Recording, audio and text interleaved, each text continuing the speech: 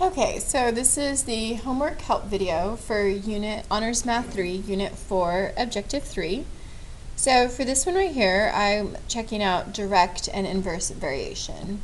So I'm going to take a look at question number 3, so start with number 3. So for this one right here, the first thing I want to observe is that as x is increasing, my y value is decreasing. So because they're doing the reverse, I think it's going to be an inverse, but I still have to verify. So I want to find k for each one. And so for inverse, I know that the formula for k is I want to do the product of x and y. So I want to multiply x and y on each one. So 1 times 6 is 6.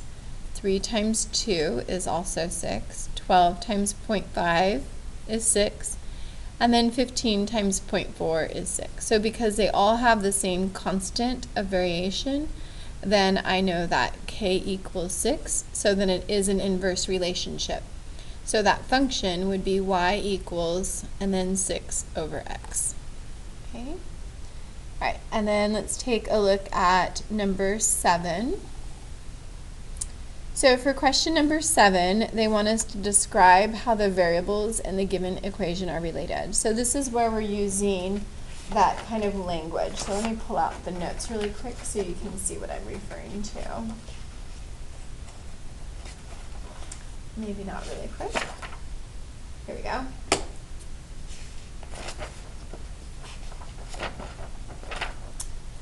So this is the kind of language that I want to be using, right? So something like z varies jointly with x and y, or z varies directly or jointly with x and y and inversely with k, or something like that, right? So this is the type of language I want to be using. So for number 7, so I'm just going to go from left to right. So I have y, so y varies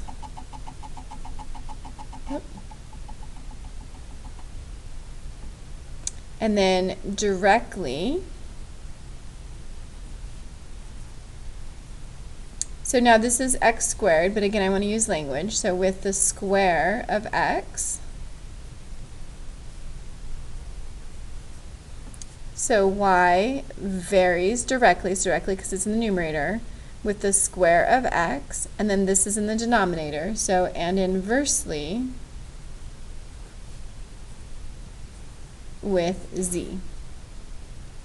Okay? Alright, so that's number 7. And then let's take a look at number 11. So this is asking us to do it the reverse way. So I want to write this into a mathematical notation. So z varies and then jointly with x and y. So that's the product. So z varies, so z equals k, so that's the z varies part. And then jointly, meaning these two things are together, and then so x and y. And so now I have these 3 values for x, so I want to substitute them in. So I'm going to replace z with 60, and then x with 2, and y with 3. And then work that out. So I would have 60, and then that's 6k. And then just solve for k by dividing both sides by 6. So k equals 10. So then my equation would be z equals, and then 10xy. And so I got that by replacing k with 10. And then now, the directions also want me to find the value of z when x is 4 and y is 9. So I need to use that information to find z. So z equals, k is 10, and then x is 4, and y is 9. And so then multiply all that together. So that would be 40 times 9, or 360. So z would be 360. Okay? And let's look at a couple on the back here.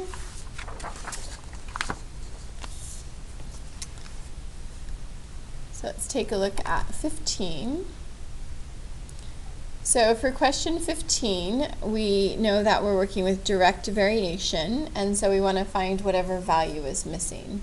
So because it's direct variation, the relationship with the, to find k is y over x.